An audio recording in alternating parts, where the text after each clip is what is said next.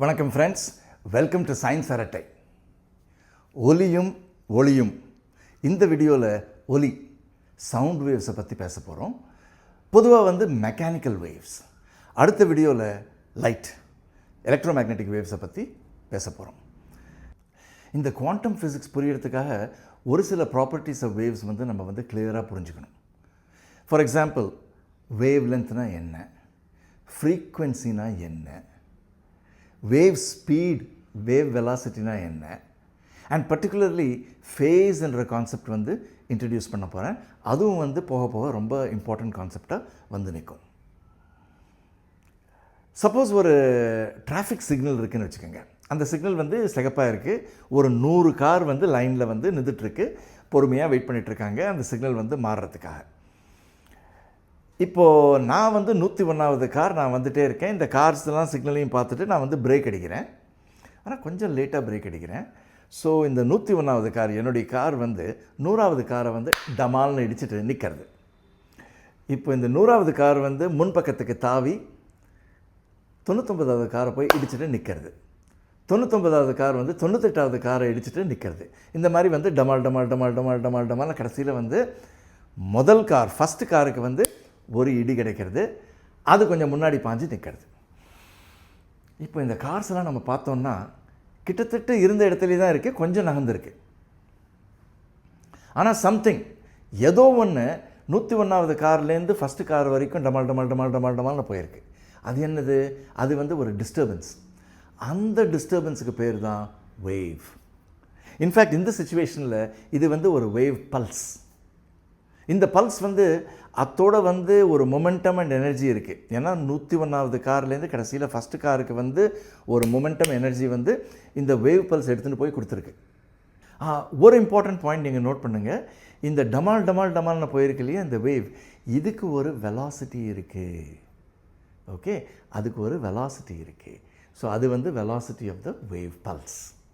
இப்போ வேவ் அலைன்னு யாரான சொன்ன உடனே நம்ம மைண்ட்ஸ் ஐயில் இமீடியட்டாக அந்த வளைஞ்சி இருக்க கர்வ் தான் மைண்டுக்கு வரும். அந்த கர்வ் எப்படி கொண்டு வரலான்னு பார்க்கலாம். ஒரு கயர் இருக்குதுன்னு வச்சுக்கோங்க. தூரத்தில் ஒரு செவுத்தில் நல்லா ஃபிக்ஸ் பண்ணிட்டேன். ஹாரிசான்டலாக கயர் இருக்குது, நல்ல டென்ஷனில் இருக்குது. கயரை எப்படி டென்ஷனில் வைப்போம்னா, யாரோ தூரத்தில் பிடிச்சி எடுத்துகிட்டு இருக்கான்னு வச்சுக்கலாம். இல்லை அது ஒரு புள்ளி மேலே போயிட்டு நிறைய வெயிட்ஸ் இருக்குதுன்னு வச்சுக்கலாம். ஏதோ ஒரு சிஸ்டம். ஆனால் இந்த கயருக்கு நல்ல டென்ஷன் இருக்குது. இப்போது ஒரு இடத்துல நின்றுட்டு இந்த கயரை ஆசிலேட் பண்ண போகிறேன் வித் எ பர்டிகுலர் ஃப்ரீக்வன்சி. இப்போ ஆசிலேஷன் பார்த்தீங்கன்னா இட்ஸ் எ ரிப்பீட்டிங் ஃபெனாமினன். இப்போ ஒரு ஆசிலேஷன் பார்த்தீங்கன்னா மேலேருந்து கீழே போயிட்டு மறுபடியும் மேலே வருது. அதுக்கப்புறம் மறுபடியும் ரிப்பீட். இதை number of oscillations per second is called frequency. Okay, இப்போ இந்த மாதிரி ஒரு இடத்துல நம்ம ஆசிலேட் பண்ணிகிட்டே இருந்தோம்னா, பை த வே அதுக்கு ஒரு டெக்னிக்கல் வேர்டு இருக்குது. எப்படி ஆசிலேட் பண்ணுறதுன்னா, அது ஒரு particular way we have to oscillate. அதுக்கு சிம்பிள் ஹார்மோனிக் மோஷன்னு சொல்லுவோம். அதை பற்றி இன்றைக்கி கவலைப்பட வேண்டாம். இந்த இடத்துல ஆசிலேட் பண்ணிகிட்டே இருக்கேன். இந்த இடத்துலேருந்து 2 திசையிலையும் வேவ்ஸ் வில் ட்ராவல். இந்த பக்கம் போகிற வேவை நம்ம இக்னோர் பண்ணிக்கலாம். இந்த பக்கம் போகிற வேவ் மட்டும் பார்க்கலாம். அந்த வேவ் பார்த்தீங்கன்னா அதுக்கு அந்த வளைஞ்ச ஷேப் இருக்கும். அந்த ஷேப்புக்கு ஒரு பேர் இருக்குது, சைனுசாய்டல்னு சொல்லுவோம். சைனுசாய்டல்னால் it looks like a sine wave. So மேத்தமேட்டிக்ஸில் ஒரு சைன் ஃபங்க்ஷனை நீங்கள் கிராஃபில் ட்ரா பண்ணிங்கன்னா அந்த மாதிரி அழகாக இருக்கும். ஸோ இந்த சைன் வேவ் அதுக்கு ஒரு பர்டிகுலர் ஃப்ரீக்வன்சி இருக்குது. இதில் அதிசயமான விஷயம் என்னென்னா, இப்போ நான் ஒரு இடத்துல ஆசிலேட் பண்ணிட்டுருக்கேன் இல்லையா, ஒரு ஃப்ரீக்வன்சியோட போக போக எல்லா பார்ட்டிகிள்ஸுமே எங்கெங்கே வேவ் போகிறதோ எல்லா பார்ட்டிகிள்ஸுமே அதே ஃப்ரீக்வன்சியில் ஆசிலேட் பண்ணும். ஆனால் எல்லா பார்ட்டிகிள்ஸுமே ஒரே டைமில் மேலேயும் கீழேயும் போகாது. இந்த பார்ட்டிகிள் மேலே இருக்கச்சு அந்த பார்ட்டிகிள் கீழே இருக்கும், இது மேலே வரைச்சி அது கீழே போகும், அந்த மாதிரி. ஆனால் எல்லாமே they will be oscillating with the same frequency. இப்போ இந்த வேவை நம்ம ஜெனரேட் பண்ணியிருக்கோம் இல்லையா, இந்த வேவுக்கு ஒரு பர்டிகுலர் ஃப்ரீக்வன்சி இருக்குது, நம்ம ஸ்டார்ட் பண்ண ஃப்ரீக்வன்சி. அது தவிர இதுக்கு ஒரு பர்டிகுலர் வேவ் லென்த் இருக்குது. வேவ் லென்த் அண்ட் ஃப்ரீக்வன்சி இப்போ புரிஞ்சுக்கலாம். இப்போ ஒரு சாய்ஸ் இருக்குது. இந்த வேவ் போயிட்டுருக்கு இல்லையா, இதை இந்த என்டையர் வேவை ஒரு இன்ஸ்டன்ட் ஆஃப் டைமில் நம்ம பார்க்கலாம். அப்படின்னா ஒரு ஃபோட்டோகிராஃப் கிளிக்குன்னு எடுத்தோன்னு வச்சுக்கோங்க, ஒரு இன்ஸ்டன்ட் ஆஃப் டைம் இந்த வேவை ஃப்ரீஸ் பண்ணிட்டோம். ஃப்ரீஸ் பண்ண உடனே பாருங்கள், இந்த மேக்ஸிமம் அதுக்கு பேர் கிரெஸ்ட். மினிமம் இருக்கு இல்லையா, இதுக்கு வந்து ட்ரஃப்னு சொல்லுவோம். ஒரு கிரஸ்ட்லேருந்து இன்னொரு கிரஸ்ட்டுக்கு இருக்க டிஸ்டன்ஸ் வந்து அது வந்து 1 வேவ் லென்த். அந்த 1 வேவ் லென்த் அளவுக்கு வேவை எடுத்துட்டு நீங்கள் வந்து ரிப்பீட் பண்ணிகிட்டே இருந்தீங்கன்னா ஒரு வேவ் ஃபுல்லாக கிடச்சிடும் உங்களுக்கு. இல்லை நீங்கள் வந்து ட்ரஃப்லேருந்து ட்ரஃப் வரைக்கும் கூட எடுக்கலாம். சரி, இதில் என்ன பண்ணியிருக்கோம், என்டையர் வேவை வந்து ஒரு இன்ஸ்டன்ட் ஆஃப் டைம் நம்ம வந்து பார்த்துருக்கோம். இல்லை நம்ம இன்னொன்று பண்ணலாம், ஒரு இடத்துல நின்றுட்டு அந்த ஸ்ட்ரிங் ஆசிலேட் பண்ணுறது இல்லையா, அந்த ஸ்ட்ரிங்குடைய துகள் அந்த இடத்துல வந்து அதை வந்து as a function of time நம்ம பார்த்தோன்னா அது வந்து ஆசிலேட் பண்ணிகிட்டே இருக்கும். ஒரு ஆசிலேஷனுக்கு வந்து எவ்வளோ டைம் ஆகுதோ அது வந்து டைம் பீரியட்னு சொல்லுவோம். இப்போது ஒரு டைம் பீரியட் வந்து போயிட்டு மேலேயும் கீழேயும் போயிட்டு வரதுக்கு, மேலேருந்து கீழே வந்துட்டு கீழேருந்து மறுபடியும் மேலே போகிறது, அது வந்து ஒரு ஆசிலேஷன். அதுக்கு வந்து 1/10 ஆஃப் அ செகண்ட்னு வச்சுப்போம். அப்படின்னா ஒரு செகண்டில் வந்து 10 ஆசிலேஷன்ஸ், 10 ஆசிலேஷன்ஸ் பர் செகண்ட், அதுக்கு தான் வந்து ஃப்ரீக்வன்சின்னு சொல்லுவோம். ஸோ இப்போ இந்த ஃப்ரீக்வன்சிக்கும் வேவ் லென்த்துக்கும் ஒரு கனெக்ஷன் இருக்குது. அங்கே தான் வந்து ஸ்பீட் ஆஃப் த வேவ் வரும். ஸ்பீட் ஆஃப் த வேவ்னா என்ன, இப்போ இந்த வேவ் போயிட்டே இருக்குது பாருங்கள். ஸோ இந்த சைனசாய்டல் வேவுடைய ஸ்பீட் வந்து எப்படி கண்டுபிடிக்கிறதுனா, ஒரு கிரெஸ்ட்டை நீங்கள் ஃபாலோ பண்ணிங்கன்னா அதனுடைய ஸ்பீட் தான் வேவ் ஸ்பீட். இல்லை ஒரு ட்ரஃபை ஃபாலோ பண்ணுங்கள், it will be the same number. இல்லை ஏதோ ஒரு பாயிண்ட் எடுத்துட்டு அதை ஃபாலோ பண்ணிட்டே போனீங்கன்னா அதுதான் வந்து வேவுடைய ஸ்பீட். ஸோ இந்த வேவுடைய ஸ்பீடுக்கும் ஃப்ரீக்வன்சிக்கும் வேவ் லென்த்துக்கும் ஒரு கனெக்ஷன் இருக்குது, ஒரு அழகான கனெக்ஷன் இருக்குது. இப்போ பாருங்கள், அந்த சிகப்பு கலரில் ரெப்ரசன்ட் பண்ண பார்ட்டிக்கல் வந்து கிரெஸ்ட்டில் இருக்குது. அது ஒரு ஃபுல் ஆசிலேஷன் கம்ப்ளீட் பண்ணுற டைமில் கரெக்டாக இந்த வேவ் வந்து ஒரு வேவ் லென்த் வலது பக்கத்துக்கு போகும். பாருங்கள்,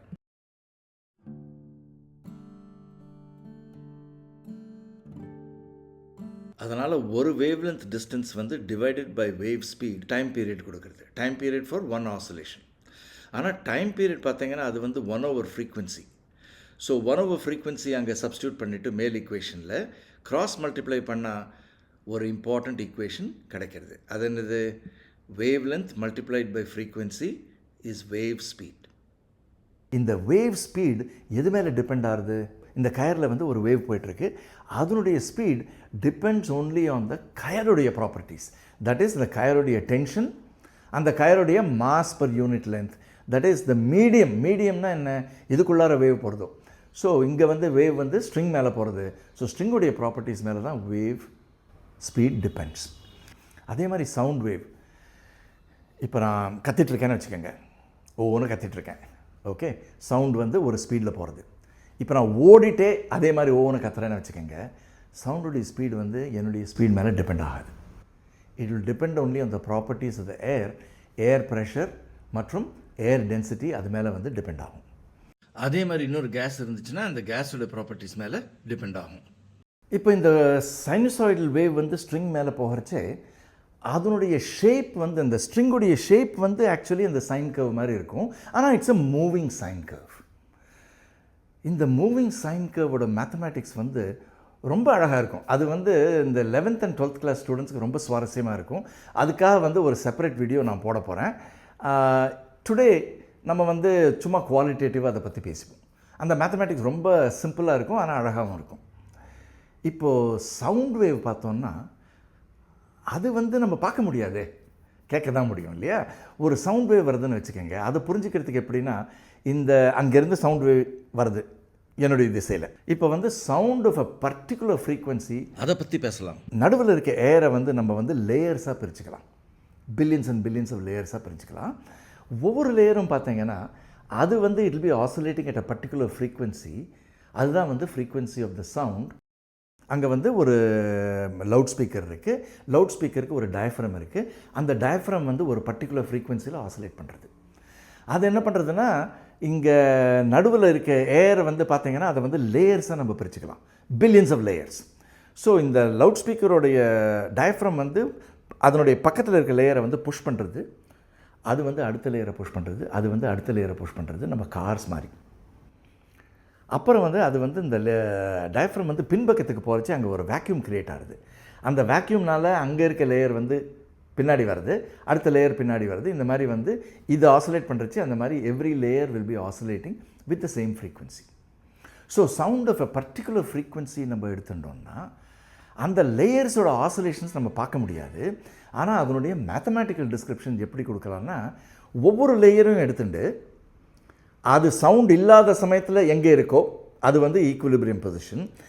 அதுலேருந்து டிஸ்டர்பன்ஸ் இந்த பக்கத்துக்கு வந்தால் பாசிட்டிவ்னு எடுத்துட்டோம்னா அந்த எந்த அளவுக்கு வந்து ஈக்குலிபிரியம்னு வந்திருக்கோ அதை ப்ளாட் பண்ணிப்போம். அந்த பக்கம் போச்சுன்னா அதை வந்து நெகட்டிவாக ப்ளாட் பண்ணிப்போம்.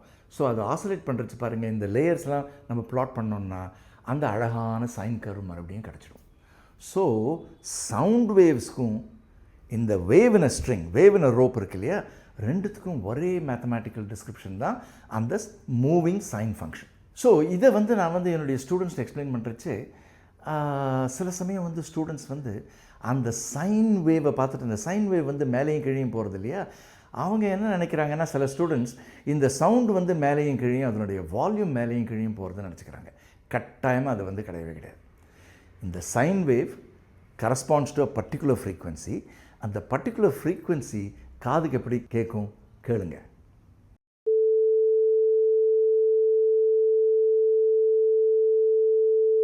இதே சவுண்ட் வேவ் வந்து வேவ் லென்த்தை வந்து இன்க்ரீஸ் பண்ணலாம்.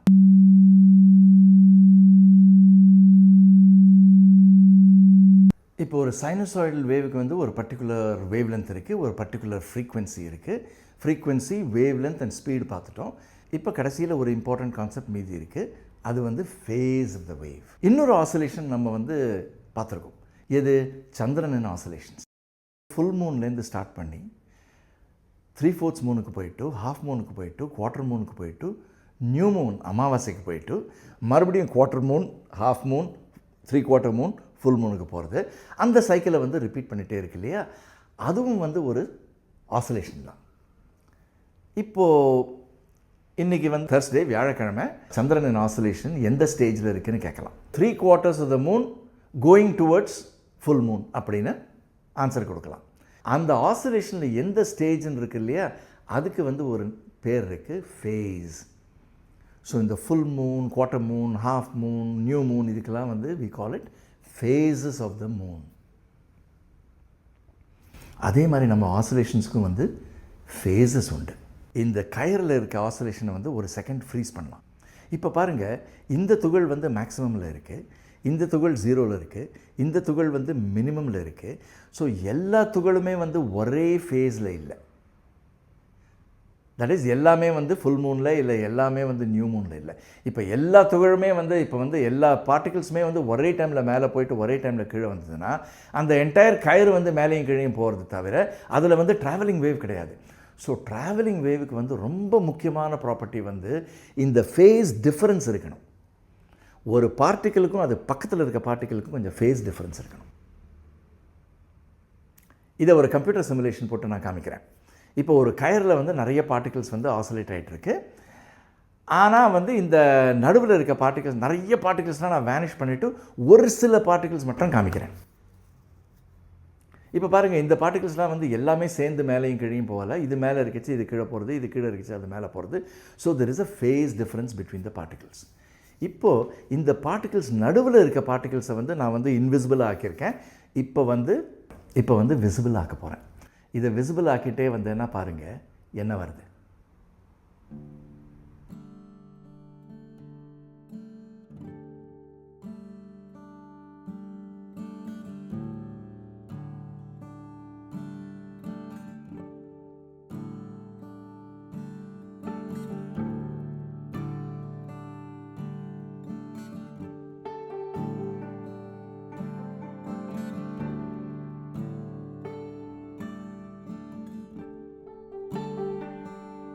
சப்போஸ் 2 சவுண்ட் வேவ் ஒரே டைமில் வருதுன்னு வச்சுக்கோங்க.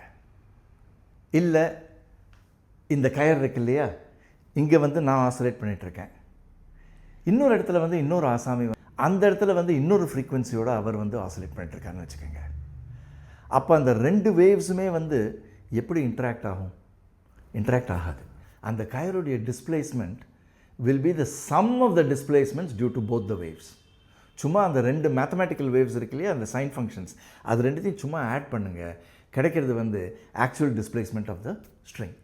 இதுக்கு வந்து principle of linear superposition ஒரு பிரமாதமான பேர் கொடுத்துருக்காங்க. ஆனால் இது வந்து ரொம்ப important property of a wave. அதே மாதிரி பாருங்கள், நீங்கள் வந்து நான் பேசுகிறது வந்து கேட்டுட்ருக்கீங்க. ஸோ அது ஒரு சவுண்ட். அதே டைமில் வந்து உங்கள் வீட்டில் வந்து ஃபேன் சுற்றின்னு இருக்கலாம், அதுவும் ஒரு சவுண்ட் ப்ரொடியூஸ் பண்ணுறது. அதே மாதிரி வந்து ரோட்டில் வந்து ஒரு டிராஃபிக் இருக்கலாம், அதுவும் வந்து சவுண்ட் ப்ரொடியூஸ் பண்ணுறது. இப்போ இந்த ஒவ்வொரு சோர்ஸுமே ப்ரொடியூஸ் பண்ணுற சவுண்ட் வந்து தனித்தனியாக நம்ம எடுத்துட்டோம்னா it's producing some kind of a vibration of my eardrum by changing the pressure just outside my eardrum. Pressure increase பண்ணுறது, டிக்ரீஸ் பண்ணுறது, இன்க்ரீஸ் பண்ணுறது, டிக்ரீஸ் பண்ணுறது, என்னுடைய வாய்ஸ் ஒரு பேட்டர்னில் பண்ணுறது, அந்த ஃபேன் ஒரு பேட்டர்னில் பண்ணுறது, ரோட்லேருந்து வர சவுண்ட்ஸ்லாம் ஒரு பேட்டர்னில் பண்ணுறது. ஸோ இந்த ஏர் லேயர்ஸ் வந்து பார்த்தீங்கன்னா அந்த ப்ரெஷர் வந்து அது வந்து இந்த 3 சவுண்டும் ஒரே டைமில் இருக்கச்சே எப்படி ரெஸ்பாண்ட் பண்ணும்? It will simply be the arithmetic sum of the 3 pressures. என்னுடைய சவுண்டு வந்து ப்ரெஷர் இன்க்ரீஸ் பண்ணுறதுன்னு வச்சுக்கோங்க, ஃபேன் வந்து அதே டைமில் இன்னும் கொஞ்சம் இன்க்ரீஸ் பண்ணுறதுனா அது ரெண்டுத்தையும் ஆட் பண்ணிக்கோங்க. ரோட்லேருந்து வர சவுண்டு வந்து ப்ரெஷரை கம்மி பண்ணுறதுனா அந்த ப்ரெஷரை சப்ட்ராக்ட் பண்ணிக்கோங்க. சும்மா இந்த ப்ரெஷர்ஸ்லாம் ஆட் பண்ணிங்கன்னா கிடைக்கிற ஆசிலேஷன் அதுதான் வந்து உங்கள் காதில் வந்து இம்பேக்ட் பண்ணுறது. ஸோ இதுக்கும் வந்து பிரின்சிபல் ஆஃப் லீனியர் சூப்பர்பொசிஷன்னு சொல்லுவோம். ஸோ உங்கள் காது அதனுடைய இயர்ட்ரம் வைப்ரேஷன் வந்து is in response to the changes in pressure outside, which is simply the sum of the changes in pressure due to each of the sources. இதுதான் வந்து linear superposition. ஆனால் அதிசயமான விஷயம் பாருங்கள், இப்போ வந்து என்னுடைய பேச்சு வந்து உங்களுக்கு கேட்டுகிட்டே இருக்குது. ஒரு செகண்ட் நீங்கள் வந்து ஃபேன் மேலே கான்சன்ட்ரேட் பண்ணுங்கள், உங்கள் அட்டென்ஷன் வந்து இப்போ ஃபேன் மேலே இருக்குது. இப்போ ரோடு மேலே வர இப்போ ரோட்லேருந்து வர சவுண்ட்ஸ் மேலே கான்சன்ட்ரேட் பண்ணுங்கள், அது கேட்குறது. ஸோ இப்போ உங்கள் மைண்டு பாருங்கள் எப்படி அழகாக வந்து இந்த சம்லேருந்து எப்படி அழகாக பிரிக்கிறதுன்னு பாருங்கள். இது வந்து ரொம்ப இம்பார்ட்டன்ட் பாயிண்ட். இப்போ வந்து 10 ஒரு நம்பர் கொடுத்துட்டேன்னா it can be a sum of 3 and 7 or 5 and 5 or 14 and -4, right? there are infinite number of possibilities. ஆனால் உங்கள் மைண்டு வந்து கரெக்டாக வந்து ஃபேன் மேலே கான்சன்ட்ரேட் பண்ண முடியுறது, அதால் ரோட்லேருந்து வர சவுண்ட் மேலே கான்சன்ட்ரேட் பண்ண முடியுது, மற்ற சவுண்ட்ஸை வந்து அதனுடைய எஃபெக்டை வந்து குறைச்சிட்டு ஒவ்வொரு சவுண்ட் மேலேயும் கான்சன்ட்ரேட் பண்ண முடியாது. So that means the mind is using some form of memory also, and using that it is recognising இது வந்து ஃபேனுடைய சவுண்ட், அந்த ஃப்ரீக்வன்சிஸை வந்து ஓரளவுக்கு வந்து it's able to concentrate on that. அதை பற்றி இன்னும் சொல்கிறது will be wrong for me, because அதை பற்றி எனக்கு ஒன்றும் தெரியாது. I am just a physics teacher. But இதை பற்றி யோசனை பண்ணிகிட்டு இருக்கச்சு எனக்கு வந்து ரொம்ப அதிசயமாக தோணும். இப்போது இதை வந்து நான் வந்து உங்கள் கம்ப்யூட்டரில் வந்து ஒரு சின்ன எக்ஸ்பெரிமெண்ட் காமிக்க போகிறேன். இப்போ 2 சவுண்டு நான் க்ரியேட் பண்ண போகிறேன். இந்த சவுண்டு கேளுங்க, இது ஒரு ஃப்ரீக்வன்சி, இது வந்து இன்னொரு ஃப்ரீக்வன்சி, ஸ்லைட்லி ஹையர் ஃப்ரீக்வன்சி. இப்போ 2 சவுண்டுமே சேர்ந்து இருந்தால் இந்த 2 வேவ்ஸையும் சிம்பிளி நீங்கள் வந்து ஆட் பண்ணுங்கள். இது நீங்கள் முதல்ல கேட்ட சவுண்ட் 440 ஆசிலேஷன்ஸ் பர் செகண்ட். அதுக்கப்புறம் நீங்கள் கேட்ட சவுண்டு வந்து இது 444 ஆசிலேஷன்ஸ் பர் செகண்ட். ரெண்டுமே ஒரே டைமில் நம்ம ப்ளே பண்ணோன்னா இப்படி இருக்கும். இங்கே பாருங்கள், ஒரு சில இடத்துல இது பாசிட்டிவ் டிஸ்பிளேஸ்மெண்ட், இது நெகட்டிவ் டிஸ்பிளேஸ்மெண்ட், இது ரெண்டும் கேன்சல் ஆகிட்டுருக்கு. இங்கே ரெண்டுமே பாசிட்டிவ், இங்கே ரெண்டுமே நெகட்டிவ். இந்த டைம் இன்டர்வெல்லில் வந்து ரெண்டுமே வந்து ரீன்ஃபோர்ஸ் ஆகுது. இது ரெண்டுத்தினுடைய சம் நம்ம கால்குலேட் பண்ணோன்னா இந்த ஒயிட் கர்வ் கிடைக்கிறது. இங்கே வந்து அது ரெண்டும் கேன்சல் ஆகிட்டு நெட் சம் வந்து 0, இங்கே வந்து சம் வந்து வெரி ஹை வேல்யூ. ஸோ இப்போ சவுண்டு நம்ம கேட்க போகிறது இந்த ரெண்டுமே ப்ளே பண்ணோன்னா ஒரு சில டைமில் வந்து சவுண்ட் ரொம்ப லவுடாக இருக்கும், வால்யூம் 0 ஆகிட்டு மறுபடியும் லவுட் ஆகிட்டு மறுபடியும் 0 ஆகிட்டு இந்த மாதிரி வந்து மாறிட்டே இருக்கும்.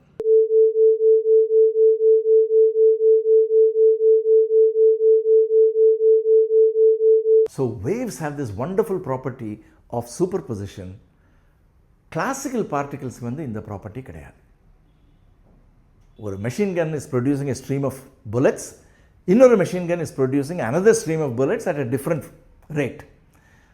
இந்த 2 செட்டுமே சேர்ந்து வந்ததுன்னா ஒரு சில இடத்துல இந்த புல்லட்ஸ் கேன்சல் ஆகுது, ஒரு சில இடத்துல வந்து ரீன்ஃபோர்ஸ் ஆகுதுன்னு கிடையவே கிடையாது. It will simply be the sum of the bullets. So இந்த மாதிரி ஒரு சில இடத்துல கேன்சல் ஆகுது, ஒரு சில இடத்துல இன்க்ரீஸ் ஆகுது.